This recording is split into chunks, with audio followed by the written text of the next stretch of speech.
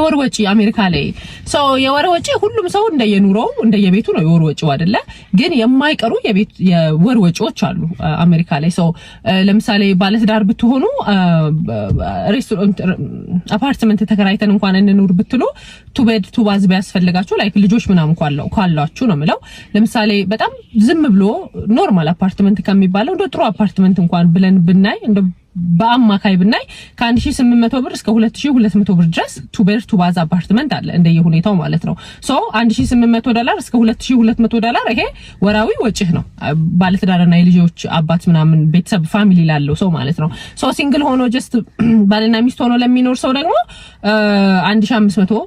እና 1600 maybe 1800 እንደየ አፓርትመንቱ just one bed one bath ማለት ነው ሶ ይሄኛው ሌላ ወጪ ነው በሩሜት ለሚኖር ሰው ደግሞ ከ800 ብር ጀምሮ ከ600 ብር ጀምሮ እስከ 800 ብር አይደለ ያ እንደዛ ሼር አድርጎ የሚኖር ሰውም አለ ሶ ይሄም አንዱ ወጪ ነው የኢንተርኔት አለ ለምሳሌ ቤታችሁ ዋይፋይ ካለ ማለት ነው ሶ የኢንተርኔት በወር 40 ብር ሊሆን ይችላል በወር 70 ብር ሊሆን ይችላል እንደየኢንተርኔቱ አግሪመንታችሁ ማለት ነው የአመቱን ነው አንዴ እንግዲህ አግሪመንት ይዙት ወይም ሊዝ የምትይዙት እዚህ ሀገር አሁን ኢንተርኔት እንትን ሄዳችሁ ማለት ነው ካምፓኒ ሄዳችሁ ሶ ለምሳሌ አሁን በቅርብ ኤክስፊኒቲ ያለ ሶ ኤክስፊኒቲ ቢል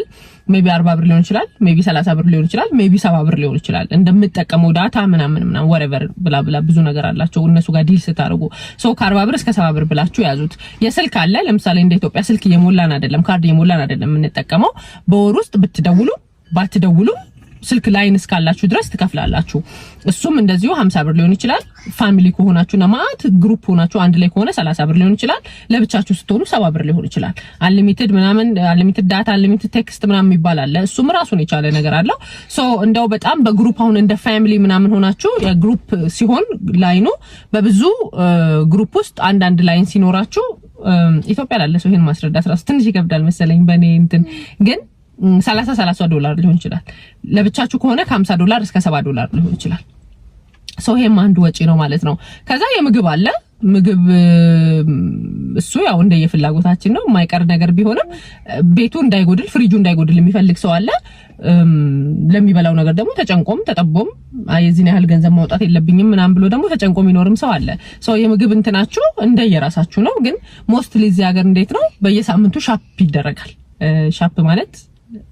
በየሳምንቱ ግሮሰሪ ስቶር ትሄዳላችሁ ገበያ ትወጣላችሁ እንደማለት ነው ለምሳሌ በገበያ ቀን እናቶች ገበያ ይሄዳሉ አይደል ኢትዮጵያ ልክ ሴም ቲንግ እንደዛ ሶ ስትሄዱ ፍሩት ቬጂቴብል ምናምን ፍሬሽ ስለሆነ የሚያስፈልጋችሁ ከየስቶሩ ታመጣላችሁ ሶ ዩ ስፔንድ መኒ ማለት ነው ይሄ እንደየቤቱ ነው እንደየሰው እንደየግለሰቡ ስለዚህ ግን እንደው በአማካይ በወር ውስጥ ብዬ ብላንቺ ማንነሽ እና እንደዚህ አይነት ኑሮ ብትኖሪ ብትሉኝስ ስለዚህ እሱ ለራሳችሁ ለተውላችሁ ደስ እንዳላችሁ ግን አሁን ኑሮ በጣም ኤክስፔንሲቭ የሆነ ስለሆነ ግሮሰሪ ስቶር ሄዳችሁ በተለይ ልጆች ምናምን ካላችሁ ስሜቴን አልገድብም የምትሉ ከሆነ እና የምትፈልገውን ነገር በሙሉ ነው ማንሳት የምፈልገው የምትሉ ከሆነ በተለይ የሚበላ ነገር ከሆነ you pay a lot ስለዚህ እሱ እንደየኪሳችሁ የኔና ልንገራችሁ ኤኒዌይስ እሱ ነው ከዛ በኋላ ደግሞ የመኪና አለ ለምሳሌ መኪና የየወር ነው የምትከፍሉት ፋይናንስ ነው ብዙ ጊዜ የምታደርጉት ሶ ፋይናንስ መኪና አዲስ መኪና ብራንድ ኒው መኪና ከካምፓኒ አውጥታችሁ ከሆነ የራሳችሁ ካልሆነ በወር ከ200 ብር ጀምሮ ከ300 ብር ጀምሮ እስከ 700 ብር ድረስ ልትከፍሉ ትችላላችሁ ከዛም በላይ የሚከፍሉ አሉ እስከ 1000 ብር ድረስ የመኪና ፔመንት የሚከፍሉ አሉ አንዲት ጓደኛዬ 1400 ብር የምትከፍላለች ስለዚህ እሱ እንደየሊዛችሁ እንደየአግሪመንታችሁ ዳውን ፔመንት እንደምታደርጉት ብር እንደ እድሜያችሁ ለምሳሌ አሁን እዚህ ሀገር ከ26 አመት በታች ስትሆኑና መኪና የምታወጡት ከ26 አመት በላይ ስትሆኑ ምናምን ራሱ እንትኑ ይለያያል ማለት ነውና እሱ የመኪና አለ የምትከፍሉት በወር ጥሩ ዳውን ፔመንት ካደረጋችሁ ደግሞ የተወሰነ ወይም ደግሞ በወር የሚመጣው ቢላችሁ የዛን ያህል አይሆንባችሁ ሶ ይሄ አንዱ የእንትን ነው ከዛ የጋዝ አለ መኪናችሁ ለምሳሌ ስፖርት ካር ቢሆን ኦር እነዚህ አሁን ፋንሲ ካር የምንላቸው ከሆነ ጋዝ በጣም ነው የሚጠጡት ጋዝ በጣም ነው የሚወስዱት ሶ አሁን ቶዮታ ሆንዳ እንደዚህ ሃይብሪድ ምናምን ከሆኑ ደግሞ ትንሽ ጋዝ ነው የሚፈልጉት ምክንያቱም ሞስትሊ የኤሌክትሪክ መኪኖች ስለሆኑ ማለት ነው ስለዚህ የጋዝ አለ ኢንሹራንስ አለ የመኪና ክፍያ አለ። ያው ኢንሹራንስ የየወሩ ማለት ነው። ኢንሹራንስም ከ200 ምናምን ጀምሮ ወይ ከ100 ምናምን ብር ጀምሮ በወር 200 ምናምን ድረስ እስከ 400 ብር እስከ 600 ብር የሚከፍል ሰውም አውቃለሁኝ። እሱ አለ። ብዙ ጊዜ ግን አሁን እኔም የማደርገው ምንድነው የ6 ወሩን አንዴ ነው መከፍለው ማለት ነው። እንደዛ ሲሆን ኢቭን ዲስካውንት ታገኛላችሁ። ይሄ በየወሩ 200 ብር ወይ 300 ብር ከመክፈል የ6 ወሩን አንዴ ነው የምከፍለው። ሜቢ ለመኪናዬም ትንሽ እንትን ስለሆነ ሊሆን ይችላል፣ ውድ ሊሆን ይችላል የምከፍለው እስከ 1500 1600 ብር ድረስ ከፍላለሁኝ በ6 ወር ማለት ነው። which is የመኪና ክፍያ ኢንሹራንስ ማለት ነው። የማይቀር ሌላ ምን አለ እንግዲህ የኤክሴል ኢነርጂ ወይም ደግሞ የኢትዮጵያ አሁን ኤሌክትሪክ ኃይል እንደምንለው ማለት ነው። ቤት ካላችሁ ኤክሴል ኢነርጂ ወይም ደግሞ የኤሌክትሪክ ክፍያ ትከፍላላችሁ which is የማይቀር ነገር ማለት ነው። እነዚህ ቢሎች ይሄ አሁን ማህበራዊ ህይወት የሆነ ድግስ ቢኖር የምትሄዱት የምትጠሩት ምናምን የምታረጉት ምናምን ነው ሳይካተት